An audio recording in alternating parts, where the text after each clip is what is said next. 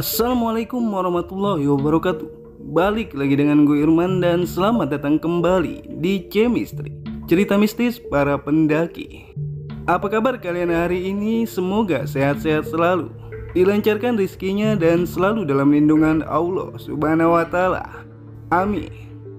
Oke, kali ini gue akan kembali membacakan sebuah kisah mistis pendakian yang kali ini bersumber dari Bang Ardi, seorang anak Betawi Tule, katanya, yang melakukan pendakian perdananya ke Gunung Gede pada tahun 2010. Dan saat pendakiannya di gunung itu, Ardi bertemu dengan arwah yang meninggal di Gunung Gede tersebut.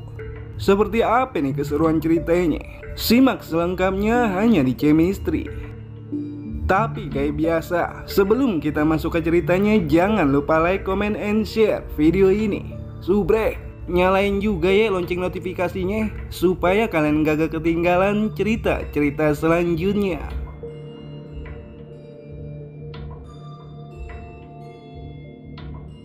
Kenalin, nama gue Ardi. Gue anak Betawi, tapi kagak ketinggalan zaman. Ya bisa dibilang gue anak Betawi modern. Di sini gue akan berbagi kisah-kisah menarik kepada kalian tentang pengalaman masa lalu gue saat masih aktif melakukan pendakian. Menapaki jalur dan menerobos rimba adalah hobi gua sedari dulu. Kagak tahu dah awal mulanya bagaimana, kenapa gue bisa sedemen ini sama yang namanya dunia pendakian. Dimulai dari tahun 2010. Saat itu usia gue masih 17 tahun. Masih unyu-unyu banget dah. Kalau orang barat bilang mah ya sweet 17. Saat itu gue masih berseragam putih abu-abu. Liburan semester kala itu, gue disibukin ame prial pernasi uduka. Kok nasi uduk? Iye, karenanya gue jualan nasi uduk dan gue disuruh jagain warungnya. Katanya daripada libur luntang-lantung kagak jelas, mending bantuin nya jagain warung. Tong, ambilin semur jengkol no dandang belakang, bawain kemari dah, ucapnya gue. Namanya Nyarodia, orangnya bawel, tapi baik bener dia. Lah kalau kagak baik ya sakit. Kita doain dah nya gue ya, biar sehat selalu, dipanjangin umurnya. Terus kalau pakai bedak rada dikurangin gitu. Lah nenek-nenek kalau pakai bedak sama gincu menor bener. Udah kayak biduan pamilis dia. Ini ngapa jadi ngebahas nenek-nenek ya? Nya, gue kan ada janji sama si Mamat anaknya Babe Toir, mau rapat ngomongin liburan. Ngapa disuruh jaga warung mulu sih? Udah suruh si Mamat kemari aja, ngobrol di mari. Lagian rapat apaan sih lu? Udah kayak orang bener baik, yang di Senayan aja rapat-rapat, ujung-ujungnya molor, ucapnya gue yang asal jeplak. Dan karena gue gak bisa kemana-mana, akhirnya gue pun nelpon si Mamat untuk datang aja ke warungnya gue. Halo Mat, lu kemari aja deh ya ke warungnya gua. Gua lagi disuruh bantu jagain warung nih. Babe gue giginya lagi sakit, uring-uringan dia, kagak mau keluar rumah. Kagak ada yang bantuinnya gua ini di warung. Yaudah gua kesono dah, pungkas Mamat melalui panggilan telepon. Singkatnya Mamat pun tiba. Oh iya, Mamat ini teman sekolah, sekaligus teman rumah gue juga. Masih satu kampungan dah. Bisa dibilang CS kental kita. Ya elah di, anak muda disuruh jagain jengkol sama sambal kacang. Orang mah main no, nongkrong no di mall, ucap Mamat setibanya dia sampai di warung. Mat, babe lu sehat? Gua denger-denger lu mau punya mama baru ya, ucapnya gua. Kagak tahu acing, bodoh amat gua mama tua aki-aki. Udah tua masih doyan aja sama kue dongkal. Kagak apa-apa Mat, ntar kan yang bakal ngurus lu juga tuh mama baru. Lagian kesianan babe lu, udah lama kan dia sendirian. Iya cing, ucap Mamat sembari makan bakwa. Oh iya, jadi si Mamat ini emang udah ditinggal mati sama nyanyi sedari dia SD. Iya di, bagaimana nih liburan kita? Kemana kayak gitu nyok? Bete bet gue di rumah. Naik gunung yuk ikut gua. Ke Gunung Gede aja sih itu yang deket, ucap Pos Arifa yang tiba-tiba nongol di warungnya. Dapo Ipe nyamber aja kayak geledek, ucap Mama. Poh, nasi udungnya satu ya. Iya, ayo ikut sama teman kampus gua. Seru deh pokoknya naik gunung. Tapi po, kita kan beluman pernah naik gunung. Terus alat-alatnya bagaimana? Sambung gua. Gampang kalau alat-alat mah, teman gua banyak tinggal pinjem. Kalau masalah belum pernah kan ada gua. Yang penting kalian olahraga aja sama latihan fisik. Kapan nih jadinya po? Sabtu depan ya. Pungkas Po IP. Dan usai berdiskusi tentang apa aja yang akan dibawa dan juga perihal pengetahuan dasar mendaki gunung, usai menghabiskan sepiring nasi uduk, Po IP pun pamit. Jadi Po IP ini adalah perempuan yang emang hobi banget naik gunung. Dari zaman dia masih SMA, udah lumayan banyak gunung yang ia daki. Dia ini juga cewek tomboy. Hampir semuanya dia temannya laki-laki. Singkatnya, hari yang telah ditentukan pun tiba. Di sini sebenarnya gue mau ngajak si Fitri. Fitri ini adalah gebetan gua. Tapi apa daya, kendala dia anak semata wayang dari orang tuanya. Ketambah dia adalah seorang perempuan. Jadi sulit bedang ngajak dia. Begitu sulit. Fitri juga satu sekolahan sama gue dan juga mama. Jadi gue kalau deketin dia ya cuma di sekolahan doang. Mungkin nantilah kapan-kapan gue ajak. Oh iya, kenalin nih teman gue Bagas sama Rio. Mereka nantinya akan mimpin kita. Bagas sebagai pembuka jalur dan Rio nanti yang bakal jadi sweeper. Ucap Po IP setibanya kami berkumpul di titik poin. Sweeper apaan po? Yang demen nyolong ya? Ucap mama. Sweeper itu bagian belakang yang nantinya akan ngejaga sekaligus ngontrol barisan. Udah yuk, keburu siang nih. Pungkas Po IP. Sekitar pukul 7 pagi, kami pun berangkat dengan menaiki mobil milik Bang Bagas. Perjalanan dari Jakarta menuju Cibodas hanya memakan waktu 2,5 jam perjalanan. Oh iya, jadi kami kala itu mendaki ke Gunung Gede melalui jalur Cibodas. Dan setibanya di warung-warung Cibodas, prepare kami lakui. Sebelumnya kami sempat berhenti di minimarket di pinggir jalan untuk membeli logistik dan jas hujan sekali pakai. Selesai packing dan segelas kopi, kami pun siap melangkah menuju pos registrasi. Pos registrasi kala itu cukup mudah. Bang Bagas ame Bang Rio pun mengurus semuanya untuk kami. Dan setelahnya kami pun berdoa bersama sebelum memulai pendakian. Berhubung ini pendakian perdana untuk Ardi dan juga Mama, perlu diketahui kita akan bergerak perlahan. Dan jika ada yang mulai kelelahan, jangan ragu untuk bilang break. Jangan ninggalin apapun selain jejak.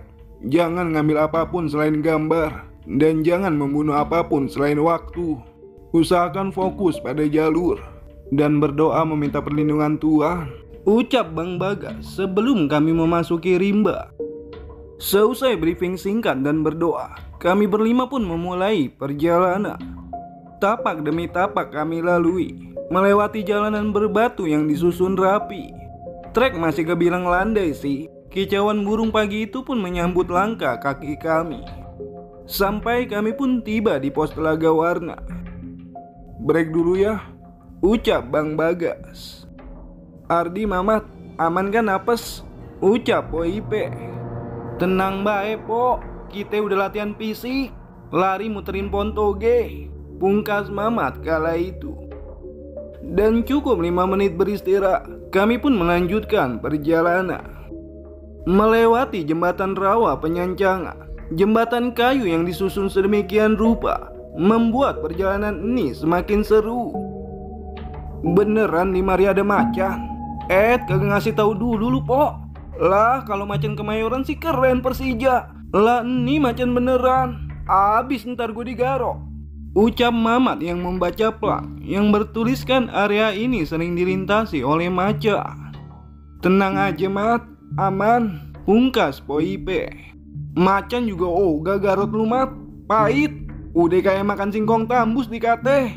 Sambung gua kala itu. Biar kate gue item, tapi sedotan gua siapa yang nahan?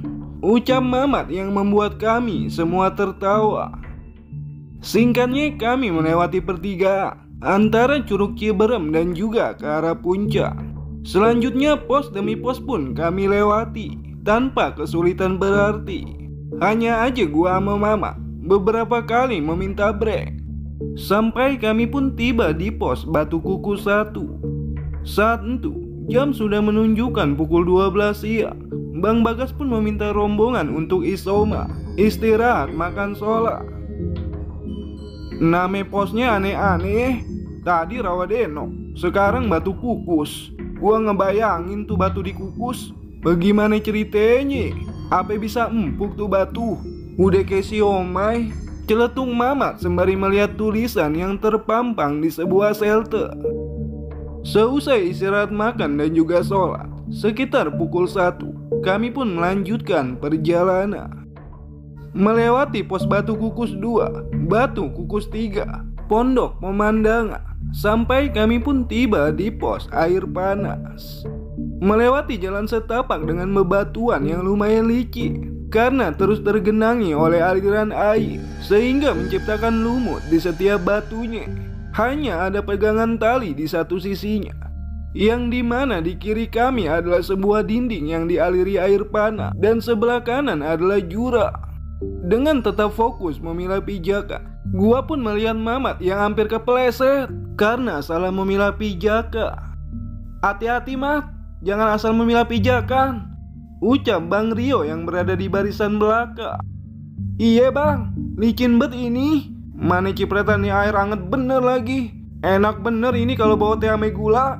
Tinggal seduh di mari." Hahaha, ucap Mamat yang masih aja ngebanyok dalam situasi kayak begini. Singkatnya kami pun berhasil melewati area itu, dan setelahnya melewati pos kandang batu, dan sampai akhirnya kami pun tiba di pos kandang badak. Kala itu waktu sudah menunjukkan pukul 5 sore. Langit sedikit meredu. Di area yang masih rapat vegetasi, kami pun membuka tenda dan bermalam nantinya di mari. Buset, seharian nih kita jalan. Udah kayak musafir kita. Bang, ini pos kandang badak. Beneran ada badaknya di mari? Celetung Mamat kepada Bang Bagas. "Kagak ada Mat, cuma namanya aja.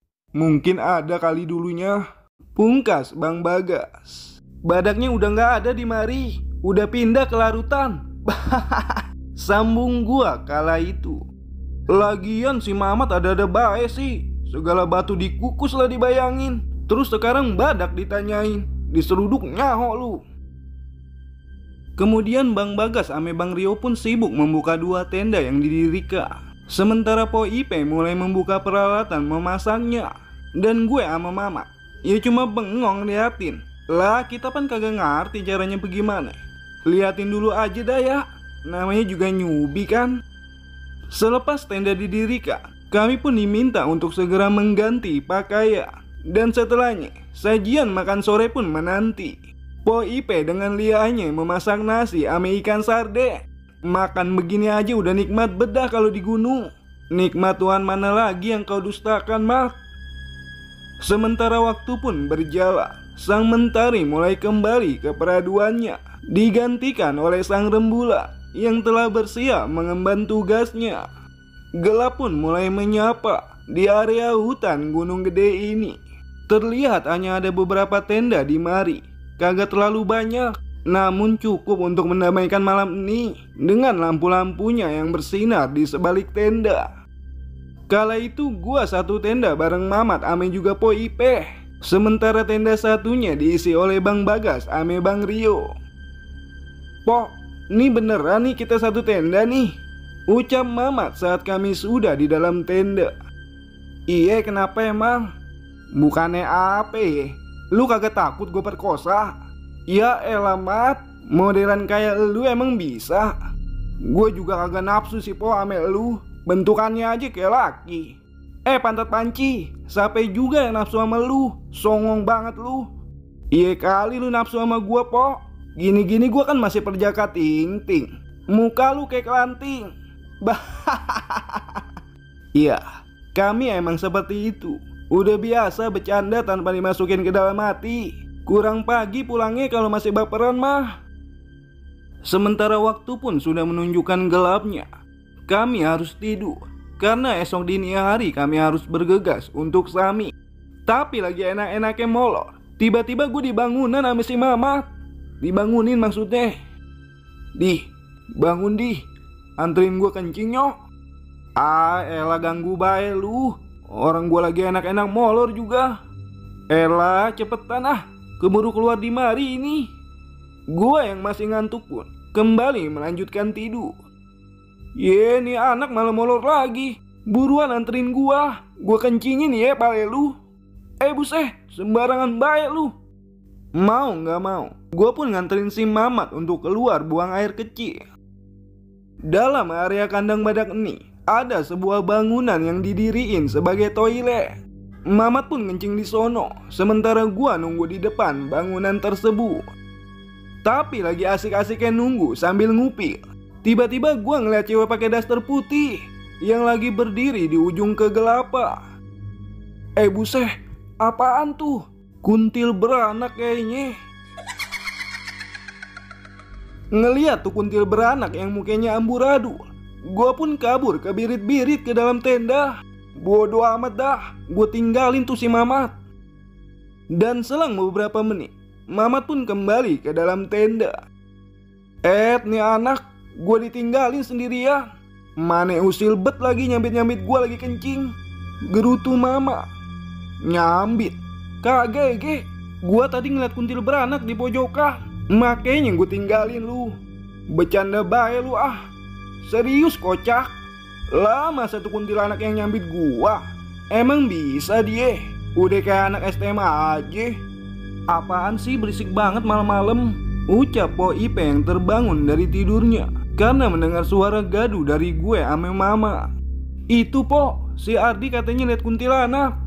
Kuntilanak? Iya Po. Udah jangan diomongin. Udah tidur lagi aja.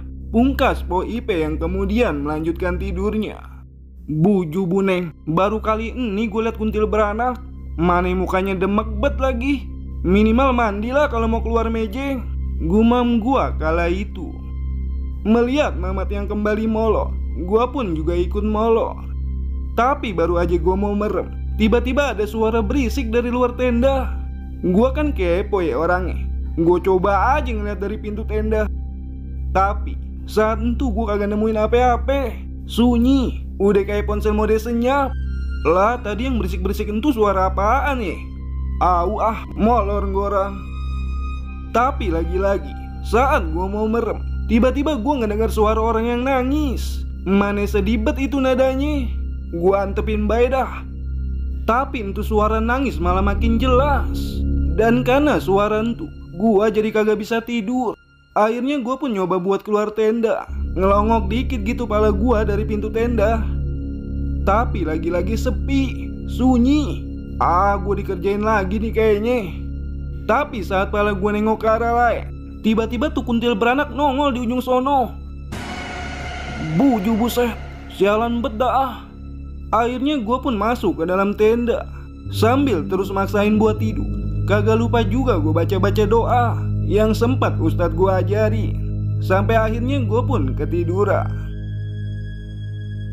Singkatnya pukul 3:30 pagi, kami dibangunin ame Bang Bagas untuk bersiap-siap sami. Sementara Po Ipe bergegas untuk membuat minuman anget dan prepare untuk bekal nanti di puncak. Kala itu gua masih terngiang-ngiang sama tuh kuntil beranak. Tapi gua kagak cerita karena kata Po Ipe jangan diceritain di mari. Singkatnya tepat pukul 4 pagi, kami pun memulai yang namanya sami. Jadi di pos kandang badak ini adalah percabangan jalur antara ke Puncak Gede dan juga Puncak Pangrango. Dan karena kami akan ke Puncak Gede, kami pun memilih jalur lurus. Langkah mulai bergerak dengan headlamp yang sudah terpasang dari masing-masing kami. Kami pun bergerak menerobos hutan Gunung Gede. Dan sesampainya 15 menit kami berjalan, tiba-tiba gue ngedengar suara ketawa tuh kuntil beranak. Dah apa iya dia ngikutin? Gue pun mencoba berkata pada mama yang kala itu berjalan tepat di depan gue. Mat, lu denger kagak? Denger apaan? Tadi ada yang ketawa. Jangan ngadi-ngadi dah lu di. Orang lagi kedinginan gini gimana mau ketawa? Otong gue aja sampai mengkeret ini. Ya kayaknya si Mamat kagak denger nih apa yang gue denger. Apa gue yang kebawa suasana aja kali ya? Karena semalam habis diliatin tuh sama kuntil beranak. Singkatnya 1 jam berjalan, kami tiba di sebuah tempat yang bernama Tanjakan Setan. Sebuah tanjakan vertikal yang lumayan tegak. Tersedia juga tali-tali di sana sebagai bantuan menaiki tanjakan tersebut. Tapi tiba-tiba Mamat pun nyeletuk. Bener-bener dah, namanya aneh-aneh. Segala tanjakan setan lah. Ngapain tuh setan nanjak? Gua nggak bayangin tuh pocong nanjak. Jah, udah kayak botol Fanta, ngegelinding yang ada. Namun setelah mengucapkan itu, tiba-tiba Mamat bin Tomat kicap terdiam. Mukanya pun merubah pucat. Udah kayak orang nahan berak dah. Ngapa lu, Mat? Entu apaan? Entu ada pocong. Mamat pun histeris. Dan setelah berteriak, ia pun terjatuh pingsan.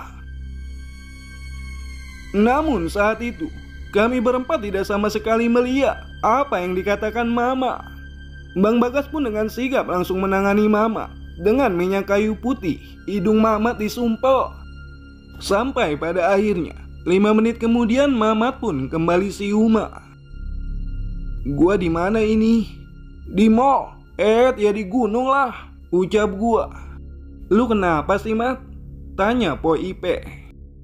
Tadi udah gak usah ditanya dulu. Nih minum dulu teh anget. Potong Bang Bagas yang saat Mamat pingsan langsung merebus air.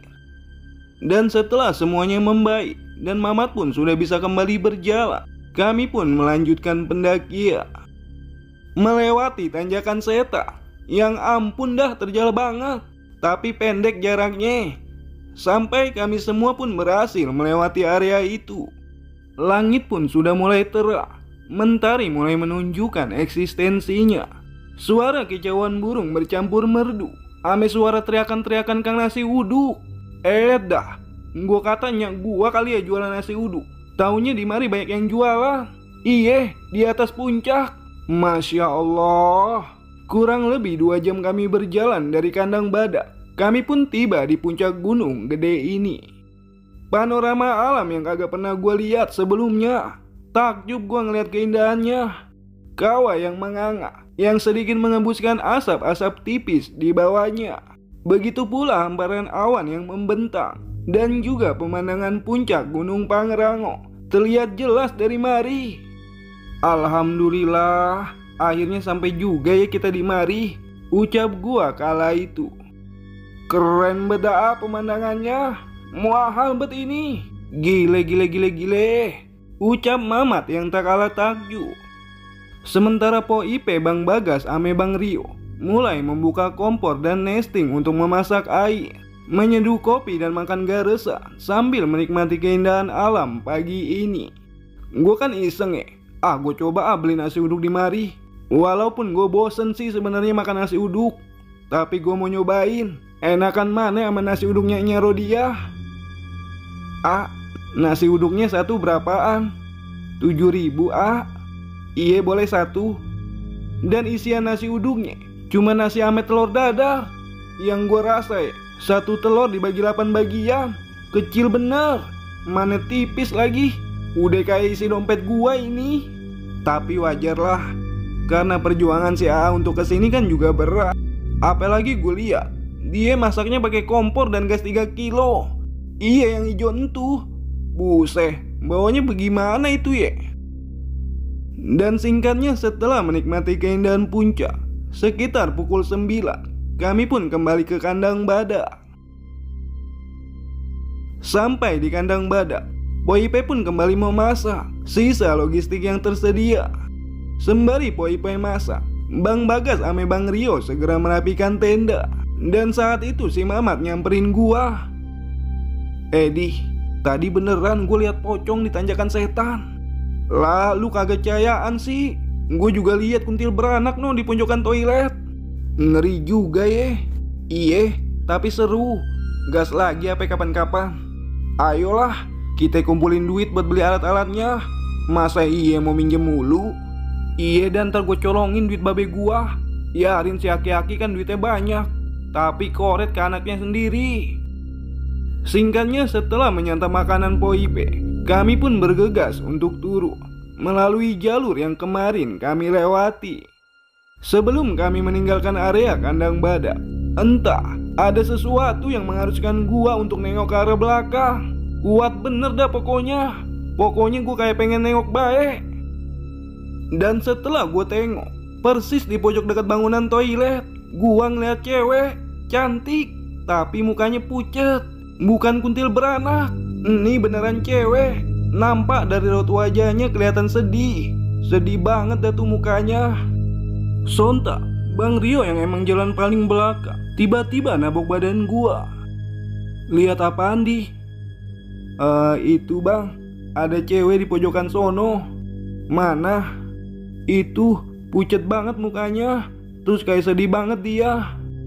Bantu kirim Al-Fatihah aja di. Mungkin itu arwah pendaki yang meninggal di sini. Iya dah bang, Al-Fatihah khususon Fulan binti Fulan. Dan setelah mengirimkan Al-Fatihah, gua dan Bang Rio pun kembali bergerak menyusul Mamat dan yang lainnya yang sudah berjalan cepat. Apa itu cewek yang semalam jadi kuntil beranak kali ya? Soalnya munculnya persis di tempat semalam. Batin gua sambil berjalan turu. Kagak ada cerita yang menarik saat turu. Hanya si Mamat yang kebelet boker. Terus dia kebingungan di mana buangnya. Bang Bagas pun memberi dua opsi. Antara si Mamat nahan sampai bawah, apa dia ngumpet semak-semak sono sambil gali lubang buat boker. Dan karena Mamat udah kagak kuat, akhirnya dia pun memilih buat boker di semak-semak. Udah Mat, udah, lega bener dah. Terus lu cebongnya bagaimana? Kan tadi lu kagak bawa air. Gue pakai daun yang ada di situ. Gue lap-lap aja. Jorok bener sih lu. Singkatnya, kami pun tiba di base camp Cibodas. Istirahat sebentar, kemudian melanjutkan perjalanan pulang ke Jakarta. Dan ya, seperti itulah awal mula perjalanan pendakian gua. Emang sih kagak terlalu serem, tapi namanya juga awal ya kan. Ntar di gunung-gunung lain banyak yang serem. Tungguin bae dah cerita gue selanjutnya ya. Dan akhir kata gue pamit. Si Ara lagi sakit gigi. Sayonara, sampai berjumpa lagi.